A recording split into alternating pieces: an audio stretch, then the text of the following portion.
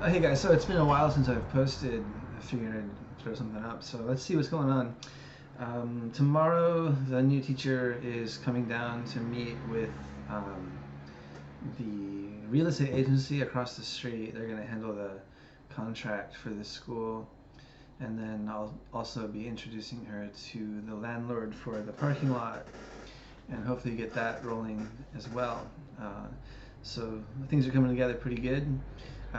Saturdays are always like I don't know, they're very slow, only 3 classes. The first two are children's classes. I always get out of that and I'm just like, I feel like just so tired. I don't know what it is.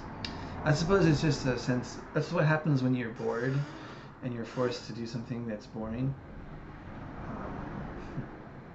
Anyways, so other than that, it's really just kind of waiting for the day. I'm still doing my best to stay on top of everything and, um, uh, you know, make it keep things cool until I can get out of here. It's kind of interesting looking back. I'm not quite sure how I'm gonna feel, when I lock the door and hand over the keys. When I leave here for the last time, as the owner. It's definitely been a journey, and it's been a very consuming one too. It's very difficult to ever feel like you're completely away from it, because there's a lot of responsibility involved. Right now I've had some kids leave. Got a new trial coming in next Wednesday. I think I'm around 50 people, so that's pretty good. So the new teacher will have that to take on. It's going to be a good pickup in income for her, for sure. I haven't started recording. Let's see. Google Docs, you're gonna love it. Oh yeah, it's gone down actually. I'm at 48 kids right now. Hopefully 49 by the end of the month. And spring is coming. That's when you really get the push. So I'm hoping by introducing the teacher in a very thorough way, so everyone gets to know her, that there will be a good push for her this spring. She can get 3 or 4 more classes, kids lessons. You know how it is. It's kind of the nature of the beast, and that'll be a good thing for her. I've mentioned before, I'm just so happy someone that's experienced and skilled and really wants to do this is coming in, because I don't know, it's certainly not for everyone. The industry is a unique one at that. And looking back, if I'd known about software development,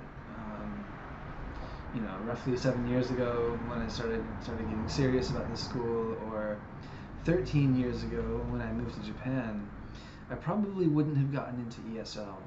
I like kids and everything, and teaching and talking to people, but the nature of the work is just really not what I would have chosen if I had other options. And I mean, in Japan here, you don't really have that many options, especially in smaller cities. The vast majority of native English-speaking foreigners will be teaching. And then there's a much smaller minority that might do something like open a restaurant. That seems to be the next big one, or some kind of small business. I've got a friend who roasts coffee, and he's doing pretty well doing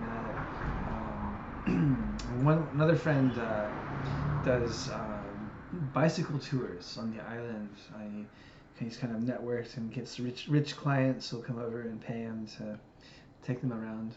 But that's only like half the year, and he's really been hit hard by COVID. Naturally, his tourism is basically has been on hold for the past year. And then there's a smaller minority of people like myself who actually work for an American company or some kind of tech company remotely. And there's a lot of opportunities in Japan actually for that. So once I am free and clear of this school, and my mind can actually use some of its RAM for other things, I'm going to get a lot more serious about building up my portfolio and getting better at coding. I'm starting to learn a second language, C#.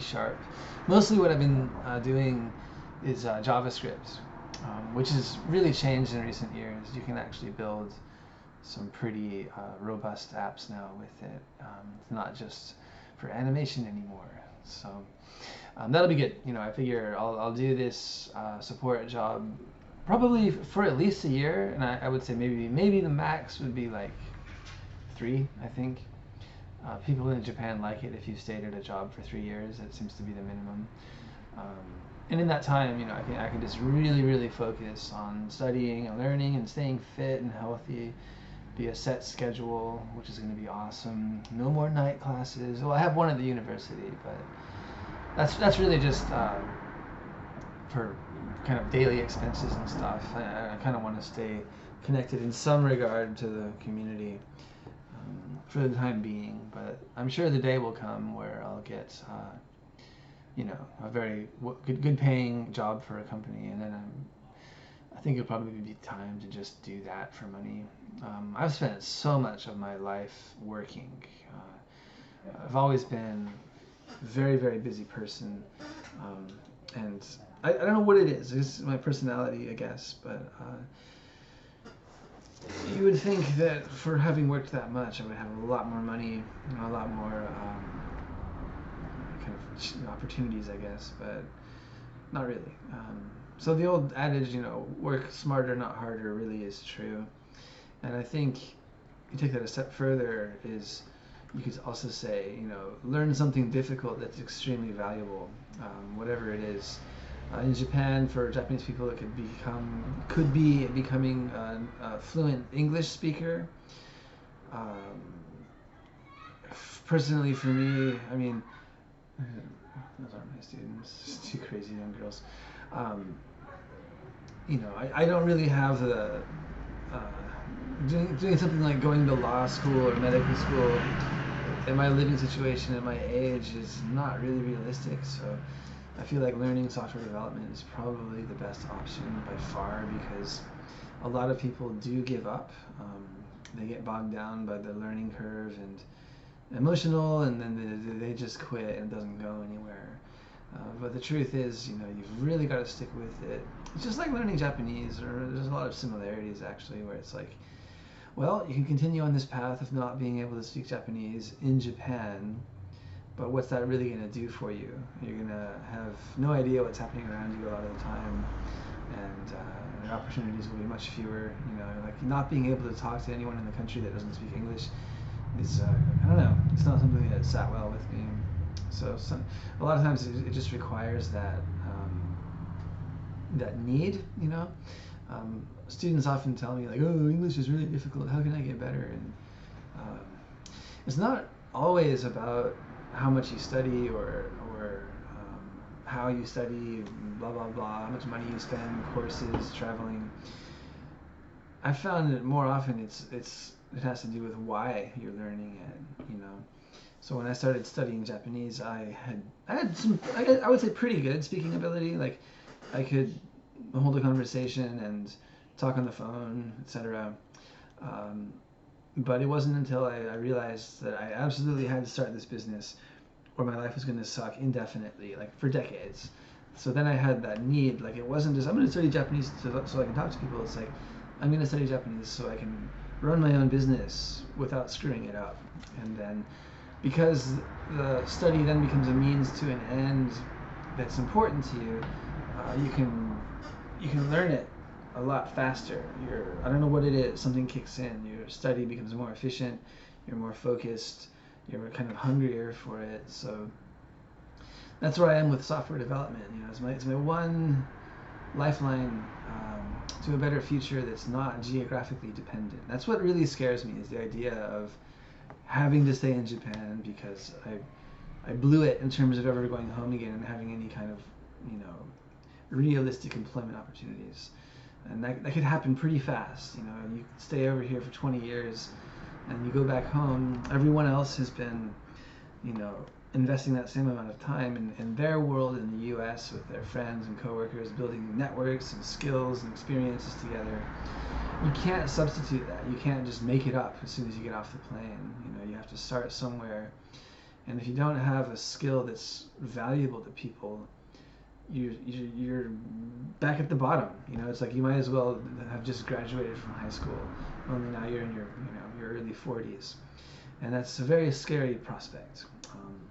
One thing I've learned, I got married and came over here at a very young age, too young to really understand the implications and kind of the magnitude of the commitment, and that happens. People do that. I'm not going to say if it was a good idea or a bad idea, because even to this day, I don't really know if that was the smartest thing to do. Hold on a second, just checking my.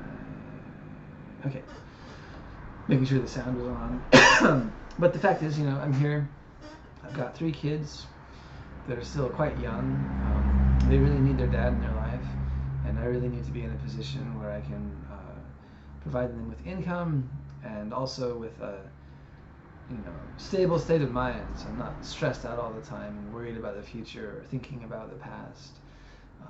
I've already been doing this now for 6.5 years next month, and that's a lot of time that I wouldn't say I've lost, but I certainly can't get it back, and in that time my children have grown 6.5 years. My oldest was only 3 when I first opened here, and my second son he just turned 1, actually. He was like 1 and then a little over a month old. He's a little puppy.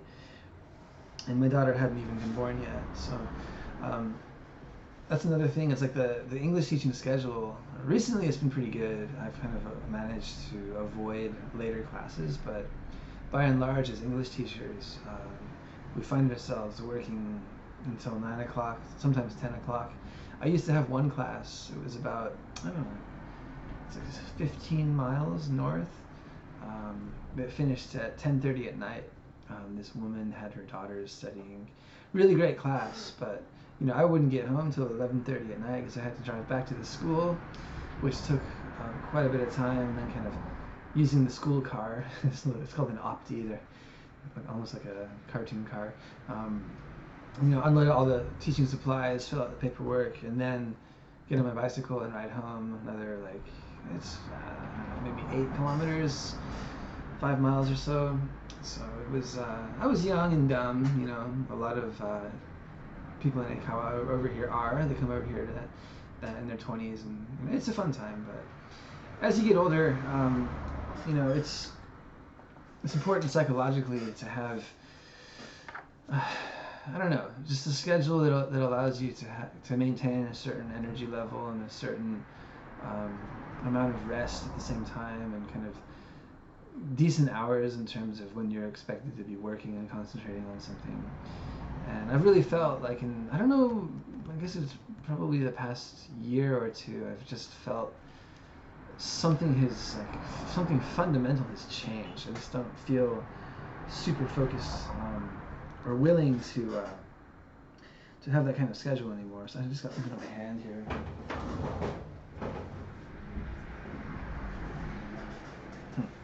So yeah, long story short, things are coming together very well in terms of my life going where I'd rather it goes.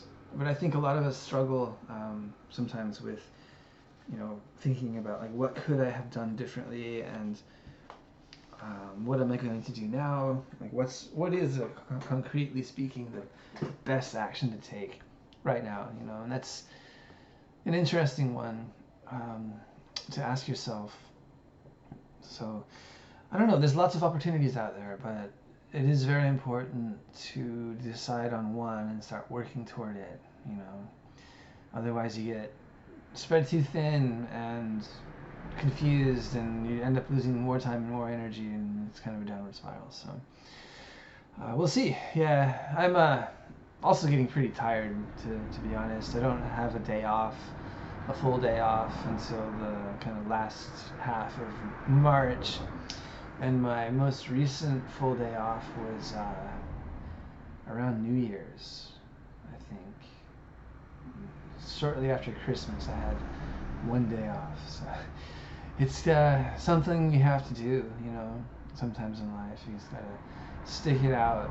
Sometimes the weekend is a little farther away than we like, but it'll come.